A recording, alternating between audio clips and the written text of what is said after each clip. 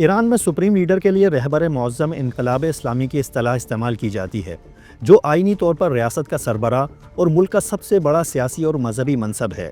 اسے آپ کسی ملک کے صدر کا ہم منصب سمجھ سکتے ہیں، لیکن فرق صرف یہ ہے کہ جدید سیاسی اور جمہوری نظام میں صدر کو مذہبی اتھارٹی نہیں مانا جاتا۔ ایران میں یہ عہدہ 1979 کے انقلاب کے بعد بننے والے آئین میں متعارف کرایا گیا تھا۔ سپریم لیڈر کا کانسیپٹ انقلاب ایران کے قائد آیت اللہ خمینی کے پیش کردہ ولایت فقیہ کے تصور کی بنیاد پر متعارف کرایا گیا تھا، یعنی ایک سینئر عالم کو اسلامی قانون کے مطابق ریاست اور اس کے عوام کی رہنمائی کرنی چاہیے۔ سپریم لیڈر ایرانی حکومت کی تینوں شاخوں یعنی انتظامیہ، عدلیہ اور مقننہ کا نگران ہونے کے ساتھ ساتھ مسلح افواج کا کمانڈر ان چیف بھی ہوتا ہے۔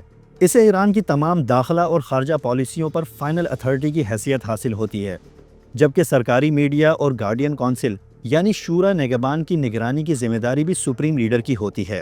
چونکہ سپریم لیڈر ایک مذہبی منصب بھی ہے، اس لیے اس کے فیصلوں پر عمل درآمد حکومت کے ساتھ ساتھ عوام پر بھی لازم ہوتا ہے۔ ایران کے پہلے سپریم لیڈر خود قائد انقلاب آیت اللہ خمینی تھے۔ 1989 میں ان کے انتقال کے بعد علی خامنئی دوسرے سپریم لیڈر منتخب ہوئے، جنہیں اب اس پوزیشن پر 35 برس سے زائد ہو چکے ہیں۔